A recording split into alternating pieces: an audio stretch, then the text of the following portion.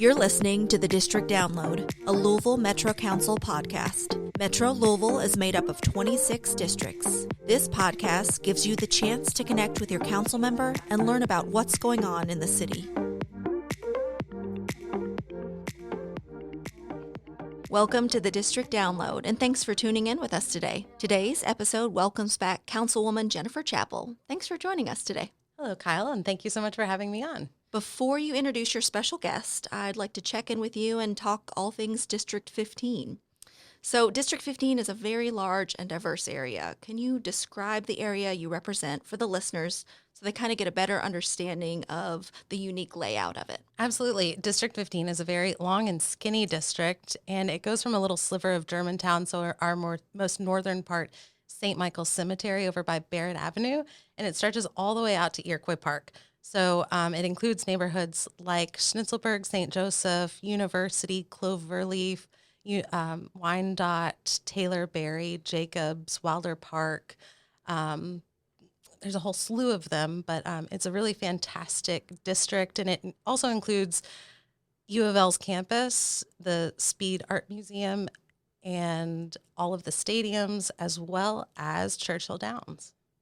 So you can see, if you can close your eyes and picture that, it is so long, and I was looking at a map today, it's kind of like a long S that kind of curves around. And it has kind of a sharp turn right there at U of L, and like I said, U of L's in the district, and if you look at District 15 on a map, it kind of looks like an L. So that's what we can go with. And I think I said it last time, but I'll say it again. If you've partied in Louisville, you've probably partied in my district, whether it's Pub of Schnitzelburg, anything at U of L's campus, Churchill Downs, and also Iroquois Amphitheater. That's a popular party place. So I hope that if you haven't made it out to District 15, that you're coming out there soon. I love it. So you officially took office in January, and you're roughly about 8 months into the job. I know from the last time you joined us, this was kind of like a dream position for you. So how does it meet your expectations? I think I still admittedly stand in my office often, and as I'm turning out the light, usually very late at night, I'm looking at it, and I just keep pinching myself. Can't believe that I'm here, and I feel so grateful for that opportunity. But I also have to say that I don't think that anything could prepare you for what's to come with Metro Council, and I mean that in a myriad of ways, but I think that it's just a busyness that I've never known before, but it's really wonderful and really exciting. And it's something that I hope that I get to do for a while longer. Well, you do such an excellent job, and I know that you're juggling a full-time job and this, and so I don't know how you end up being at all the places you are, but you are always somewhere, and you're always representing District 15 excellently. So thank you so much for your work. Yeah, I appreciate it. What is your favorite aspect of the job so far? I think my favorite aspect is just getting to help people. At the end of the day, being able to say, wow, we made that change, and I hope that it really impacted their life for the better. And it doesn't have to be a big change, but it could be a small one, as much as fixing a crack in someone's sidewalk, making sure that they have accessibility to the bus stop, making sure that their grass is mowed in their local park, making sure that the things are getting done that matter to the people. And so I think that that's probably the most rewarding part of it. I'll go with that. I remember when I did my first community project, I put in a park bench, and my favorite part of that entire project was just getting to sit on that bench and like watch all the cars go by. And so I think of Metro Council in that same way of like being able to see the fruits of your labor and not necessarily getting things for it, but just being able to see that impact. And making a difference in people's Absolutely. everyday life. So, yeah. And so on the flip side of that, what have you discovered to be the most challenging? I think going back to what you were saying with the full-time job, I have a full-time job. I do Metro Council, and I try to do as much possible as I can in the community. I think that I'm a very hands-on person. And so when I'm driving around, I'm constantly jotting down notes. Oh, we need to replace that sign, or this needs to be fixed, or the trash can got moved. We need to make sure that it gets reinstalled. And so it gets really overwhelming in a sense of like, I want to do everything for everyone, and being able to take a step back and say, you can't do that. But then organizing all of that in a way that's productive. That work-life balance is just really, really difficult. When I came into Metro Council, I kind of discovered that there's all these plates that you have spinning. And so you're sitting there and you've got one plate that is all of your constituent concerns, everything that's people are reaching out to you on your contact form, asking you to help with. The other one is all of your legislation. So what are you working on in terms of in council, but also in your committee meetings? Are you keeping up with that? What legislation are you producing and introducing and advocating for? And then a third plate that you're kind of spinning, I guess you've got both of your hands, with a plate Right. on it at this point, and then you're sticking out your foot, and that's kind of everything that you thought you were going to do, right? Everything that you campaigned on and all of these lofty ideas, and they're still there. And I'm excited to continue nurturing those ideas. But I'm a person that really has to remind myself constantly to be patient. And so this job is definitely a test of that patience. So I guess I would say patience and then the work-life balance. Thank you. I know it's so overwhelming, and 8 months in, you look back and I'm sure it's flown by for you. Absolutely. And then you throw on top of that, getting every nonprofit wants to meet, every single organization. You have 25 other strong personalities that you need to get to know. You also have all of the staff on, over here in City Hall. You also have an entire administration that you're getting to know. And then you have 30,000 constituents that you're also trying to cater to. So it's difficult also just in terms of like managing a schedule. It's just been a lot. Well, you do it really beautifully. So thank you for your representation. And you talked about nonprofits, so that's a great time to turn it back over to you so we can introduce our special guest today. Absolutely. So I have had the pleasure of serving on the board for the Center for Neighborhoods, but before that, I was a graduate of their Green Institute program, which is no longer a program with Center for Neighborhoods, but that was back in 2014. And then shortly after that, I joined their Neighborhood Institute class, and I think that was in 2015. And so I've been really involved with the neighborhood. It's very the Center for Neighborhoods, and it's very near and dear to my heart. And today I've got the executive director, Michael Forbush, with us, and I thank you so much for coming out today. Oh, it is definitely my pleasure. Wonderful. I was also trying to figure out when do we drop the new, because you are kind of a new director for the organization, even though you've been with it for a while. So can you kind of speak to that? So I started at Center for Neighborhoods 6 years ago. And I started as the engagement director, just over our engagement staff, managing the engagement. Then I moved from there to doing our education and engagement. So I added on all of our educational programs. And I did that for 2 years. And then I had the pleasure of serving as interim executive director. And then in I believe the 1st of August of this year, I was voted in as permanent executive director. Well, that is so fantastic, and we are so glad to have you. And if you could, I think that that's a great introduction into what you do for Center for Neighborhoods, and then what is your background that led you to this position? So currently my position at Center for Neighborhoods is really managing staff and trying to collaborate and create coalitions with other nonprofits.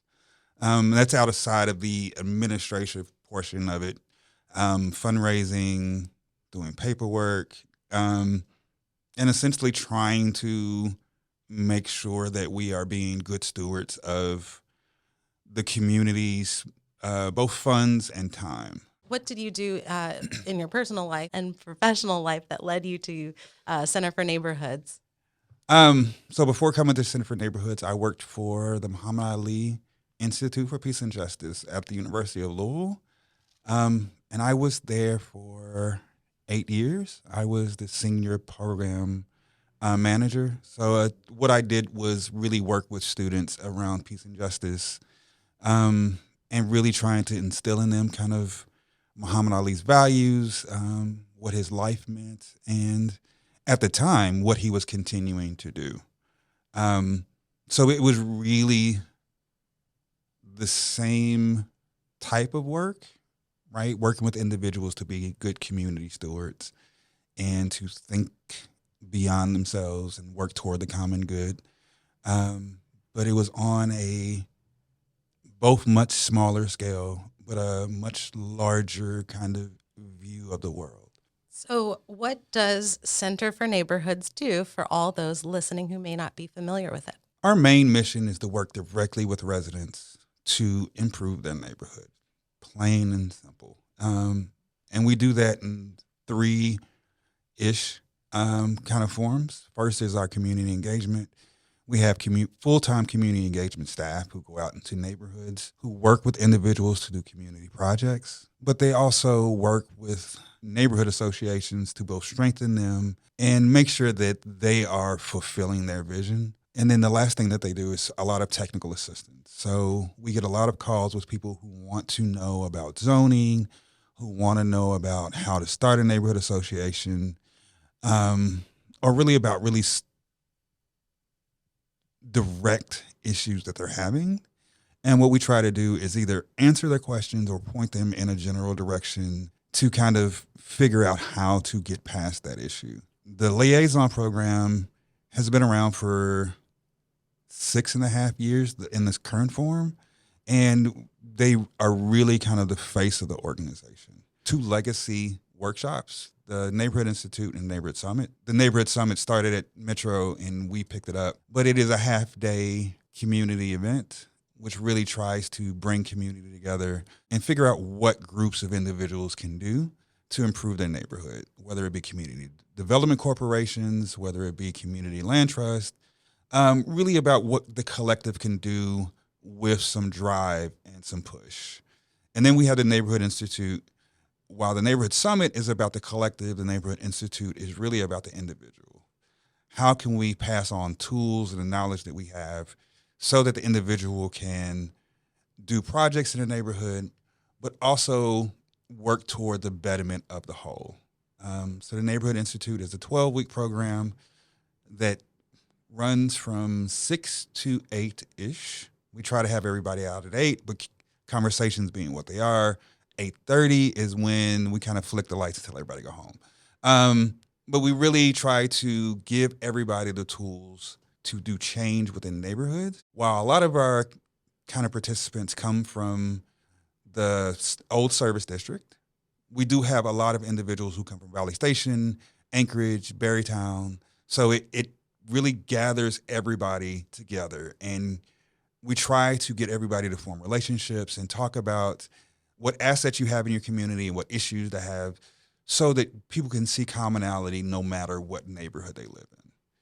And then to finish that, kind of wrap up education, we also have some workshops that we do that are 2 hours long, right? And they're really focused on individual topics, community organizing, neighborhood association organizational development. So how do you improve a neighborhood association? How do you start a neighborhood association?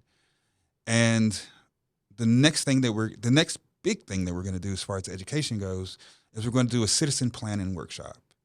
And what that is to really sit down and help people understand both the planning process of Metro Louisville, but urban planning in general. So we'll look at code enforcement, zoning, what a neighborhood plan, what that process looks like, what it means, really walk them through the technical aspects and some of those more convoluted things that go on in neighborhoods that people may not have the knowledge that is going on. So a lot of times people will show up to a zoning meeting and not understand that there was a lot of pre-work in that zoning meeting and that there's a lot of work that'll go on after that zoning meeting, right? And I think planning does a good job to kind of explain that, but we really want to go in detail and talk about that further, which leads us to our next kind of bucket of work. We have a full-time urban planner on staff. He will be leading the planning class, but what he does is a lot of projects that focus on the structural and kind of land use within neighborhoods. We're going to start with paint. It's just producing art in neighborhoods. That is a public art program. So if you've ever been to Highview Park, down New Cut Road, currently on Taylor Boulevard near Save a Lot, Bluegrass. Bluegrass. You've seen some of our public art. One of the roads that I highlight is Woodlawn because there's 2 paint projects on that road. And that process really looks like bringing community together along with artists and crafting a vision and then allowing the artists to produce either a mural or structural art in neighborhoods that really reflect the community. We just finished Better Block. Wilder Park. Thank you. Completely blanked. I plan Dainty, and as soon as Dainty is over, I'm like, I don't want to hear the D word anymore. So I get it. You're kind of like drama of an event organizer, right? Right. So Better Block is a tactical urbanism program that works with community to, one, highlight the assets in the community, and then work with them to take those assets and apply them either on a block or this time in an area. And then we identify how those assets and how tactical urbanism can be applied to improve those assets. So for Wilder Park, we looked at 2nd Street and the both beautiful and unbelievable median that goes down the middle of that street. It's so beautiful. It's a very European kind of parkway. It's very European because those streets are narrow. But if you have to go into Wilder Park, and if you go down 2nd Street within Wilder Park, you'll see what we're talking about. It has beautiful trees in the median. I don't think that there's another neighborhood that's small that has a parkway going down it. But we looked at that median and we talked to the neighbors about how that space could be used better, and they came up with a lot of ideas. And then we talked about issues around that specific space. And one of the things that they talked about as far as how to improve the asset was to create a space where people can either walk down or have events type or conversations in and really highlight, folk coming together in a safe space, safe from traffic space that is really in the middle of the neighborhood. And the issue was that the medians don't go out far enough for slow turns. So people a lot of times were kind of whipping their cars around. So for the assets, what we did was had our wonderful council folk come and set up coffee and really have a meeting space in the median. And then for those issues, we temporarily created a buffer that led out to essentially parallel with the corner. It elongated the medians that were existing. Yes. And what that did was, one, caused traffic to turn a little bit more slower, but also provided a natural pause for people who are walking across the street so they don't have to walk as far and they're not standing in the middle of the street, if they have to pause. And then for the celebration, because Better Block is really a long process, working with residents, and in the end, we want to highlight the work that the residents did. So we held a celebration. And for Wilder Park, they did an amazing ramen fest, which really highlighted an underutilized portion of the park. One half of Hudson Quinn Park has a lot of activities, swings, play sets, Splash pad, pads. gazebo. Yes. But it's all on one side of the park. The other side of the park is really underutilized because it is just a field with trees kind of awkwardly spaced. So it's hard to even have sports on some of that kind of empty space. But the neighborhood said we have a lot of assets as far as individuals within our community. They pulled them together, and one of those young men held concerts in his house. They brought him in, and he put on an amazing music fest of all local talent that happened in that park. It was a wonderful time. There was a sense of community that was there, but was really strengthened by neighbors coming together and being able to gather in a space that maybe they hadn't gathered before. And I think it also kind of deepens an appreciation for our neighborhoods. A friend that I had brought with me had never seen the Second Street Parkway, the Wilder Park Community Center. They had never been to Hudson Quinn Park. And so for someone who's been in Louisville for a long time, just to come and see a neighborhood and all that it has to offer, I think that that's really important. And especially as we look at a neighborhood that's not as well known and also not in more of the like hot spots of our city, right? Wilder Park is over by the expressway, the Watterson Expressway, kind of sandwiched between the Watterson and Churchill Downs. So it gets overlooked, and it might not have as good of a reputation as other neighborhoods. And so being able to say, hey, this is our community and these are the people that make it and we're proud of it, I think was just wonderful to see. It's so wonderful. And a lot of those individuals who live in Wilder Park are so proud of their neighborhood. They really talk about how they're the second and third generation to live in that neighborhood. And a lot of people were talking about how they grew up in that neighborhood. And when it came time for them to kind of move into their own house, they didn't think of living anyplace else. So, yeah, it was a really good event that showed how a neighborhood and the social fabric of a neighborhood can really be used to strengthen the neighborhood. And so I do want to kind of like trail back a little bit because I think it's important, the history of the Center for Neighborhoods, and we can definitely get back to all the wonderful programming that Center for Neighborhoods does.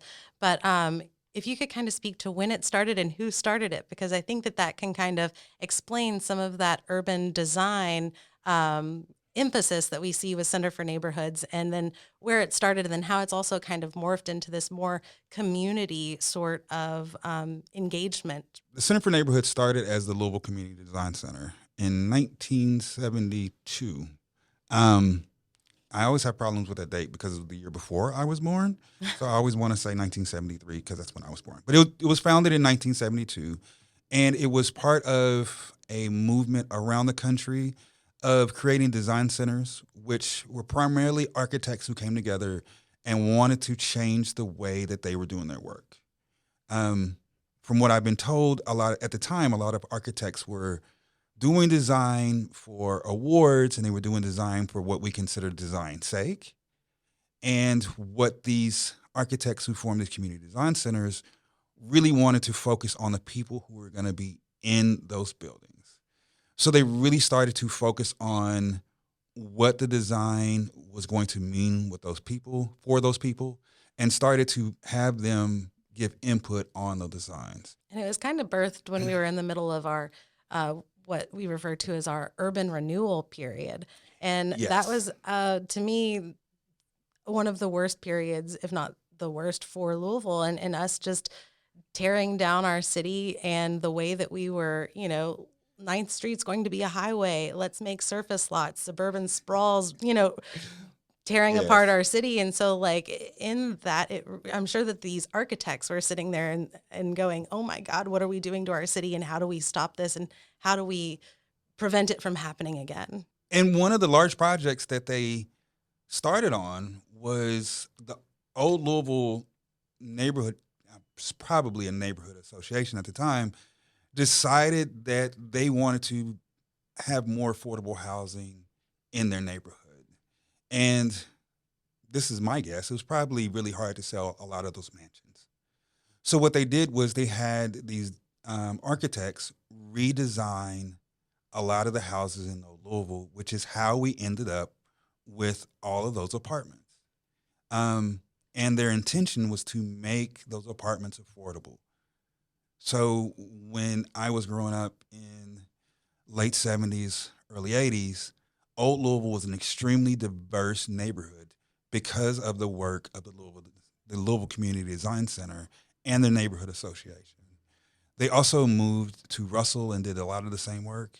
But the intention was really working with individuals to say, how can these structures better suit the neighborhood and individuals? So from there, I believe not that much longer after their founding, they hired Jack Trawick. And Jack was with the organization for an extremely long time. And he was one of the individuals that took the organization from being about architecture to really being about just residents. So the Neighborhood Institute, in the mid to late 80s. He's one of the individuals that really helped craft that to really focus on how to get information to individuals to really assist in changing their neighborhood. And I'm really glad that you brought up the Neighborhood Institute, and the same way that you kind of remember the start of Center for Neighborhoods with your birth date. Neighborhood Institute actually started in 1986. That was the year I was born. So that's how I'm able to remember that. But one of the beautiful things about it is the way that it empowers and engages people. And it connects them with Louisville Metro and the people within it and the organizations that are doing work in our community and on the ground, and then giving people the tools to do projects and execute ideas that they have in their own community, whether it's starting a neighborhood association or, putting on a movie night in the park, or, getting a trash can put in a place that they really think that it would be of value.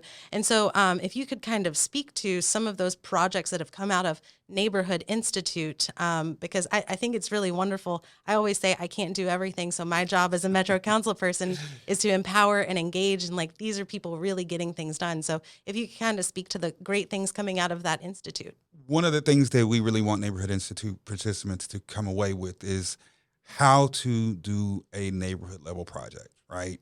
To try to get everybody spurred and doing work in their neighborhood.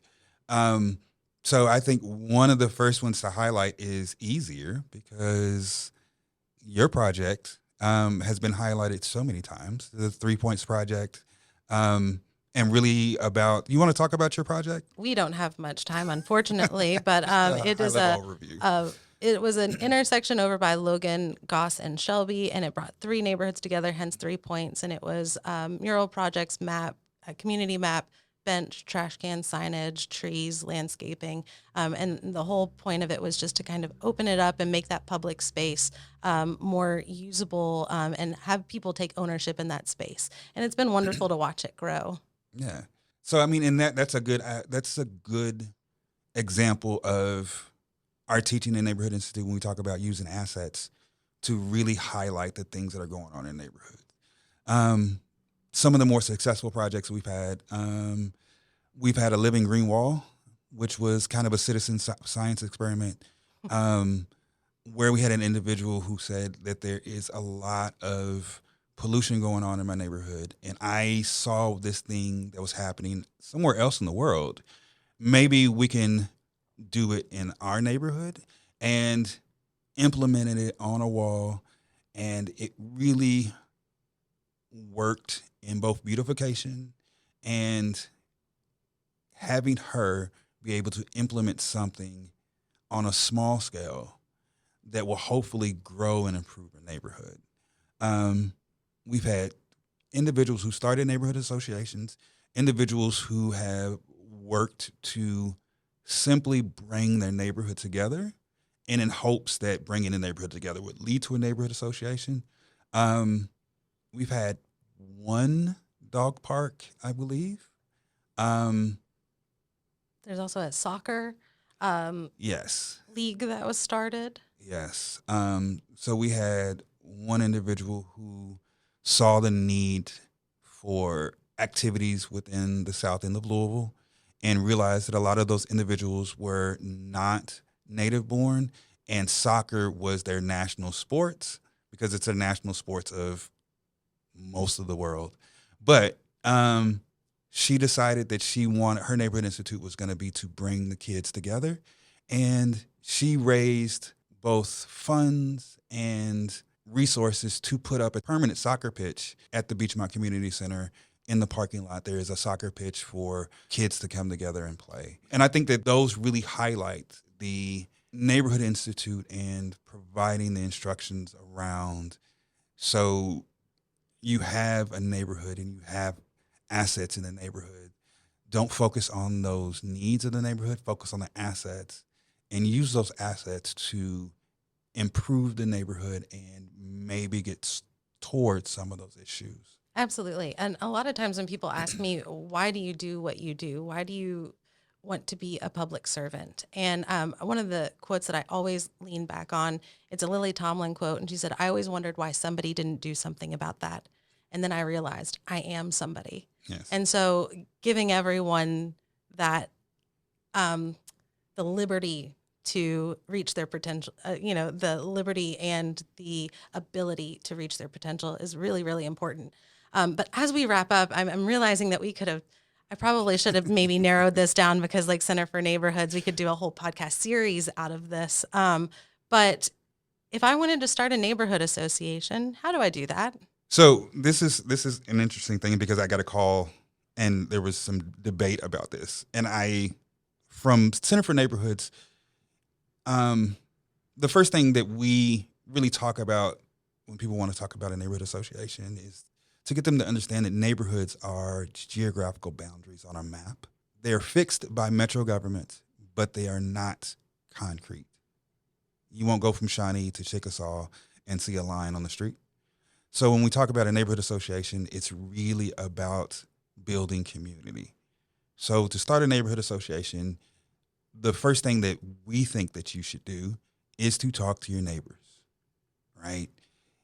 Really go out into the neighborhood and find those individuals who want to do this work and bring them together, and then start building community with them. And from there, you can start working on the formal things that would make you a neighborhood association, both registering with the state and all of this, but Articles of incorporation and getting a bank account and And a becoming a board. 501c3 and all of that Yes. stuff. But you're saying before you get to all that, knock on your neighbor's doors and say, hey, we're going to hang out in my front yard and talk about the neighborhood. yes. And, You want to do this again? in between that first meeting and the registering with the Secretary of State, there should be a lot of work that's being done, because we really believe that residents out doing work in their neighborhood will bring other residents to you to start doing more work in your neighborhood. And that is how you, one, build community, but also create a strong neighborhood association. And the last thing I'll say about neighborhood associations is, yes, a neighborhood association is about neighborhood improvement. You're not an authority on the neighborhood. And if the improvement doesn't include the social fabric of the neighborhood, then you're really doing the neighborhood a disservice. It is great to have the neighborhood sidewalks repaired, speed humps put in, but you should also be thinking about the social cohesion of your neighborhood and making sure that people can gather in a social way and build relationships, and that everybody has the ability to continue to live in your neighborhood. And this includes some of those folk who may be getting up in age and have a problem mowing their grass, getting to the grocery store, that the social cohesion portion of this makes sure that they are getting what they need, building a legacy of people loving their neighborhood deeply. Absolutely. I love that. And just to say an aside is, a lot of times I think people are like, oh, well, I don't have the skills to be on a neighborhood association. And I am always telling people, even if you just come to the meetings and your sole job is delivering a newsletter to a lady, the old lady that's a shut-in down the street. If you come in and you just want to table one event through the year, if you want to organize an event, if you want to chair a committee, you can do something on that scale, but there's a place for you, and people can utilize whatever talents you're bringing to the table, because we all have talents. So it's all a matter of recognizing those and then utilizing them as well. Yes, and when neighborhood associations meeting happen, we need everybody there. There's typically kids there, so we'll need somebody to kind of corral the kids and do activities with them. All neighborhood associations should have 15, 20 minutes to socialize. So even if your job is to do nothing more to come and be social with folk, and to say, hey, I am here. Thank you for doing this. I can help whatever way I can. Everybody should be welcome, and everybody should contribute in whatever way they want to. Right. And at the end of the day, always centering ourselves on why we do this, and it's for the greater good of the community. And so I think just always having that as a stabilizing point is very important. Yes. So thank you so much for being here. I really appreciate it. And we'll continue this conversation. And how can people get involved with the Center for Neighborhoods after they're done listening? So there's a couple ways to get involved. You can call our office directly at 502-589-0343. You can email us. Go to our website, and our email addresses are all on there, because the wisdom of some of our past directors is to have our whole organizational name and our email address. So it's rather long. So the easiest way to do that is to go to our website and just click on one of our names. And while you're there, you can sign up for our newsletter. Our newsletter covers the entire county, and we try to highlight the good things that are going on. But it also lets you know what our upcoming events are. And you can also follow your social pages through your website as well. Yes, I always forget about social because I'm not a social media person. So we do have a Facebook page. We have a Instagram page, and we also have an X page. It is kind of weird. The old Twitter. We don't use Twitter as much, but definitely you can find us on Instagram and Facebook. Awesome. Well, thank you so much for being here. Thank you for having me. And that's a great segue. So how can listeners get involved with District 15 and sign up for your newsletter and know all about the great happenings that are going to happen later on this fall? Sure. If you just Google Louisville Metro District 15, our website will come up. You can contact me there on that website, or you can contact me at jennifer.chappell@louisvilleky.gov.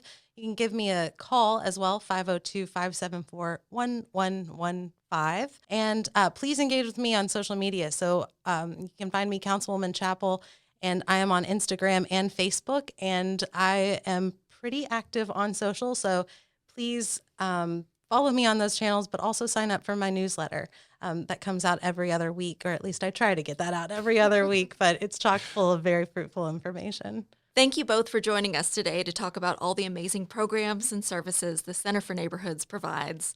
It really seems like an A to Z neighborhood resource, and so we are so thankful for all the work that you all do. And that being said, thank you again for joining us, and the District Download will be back on September the 26th. Until next time.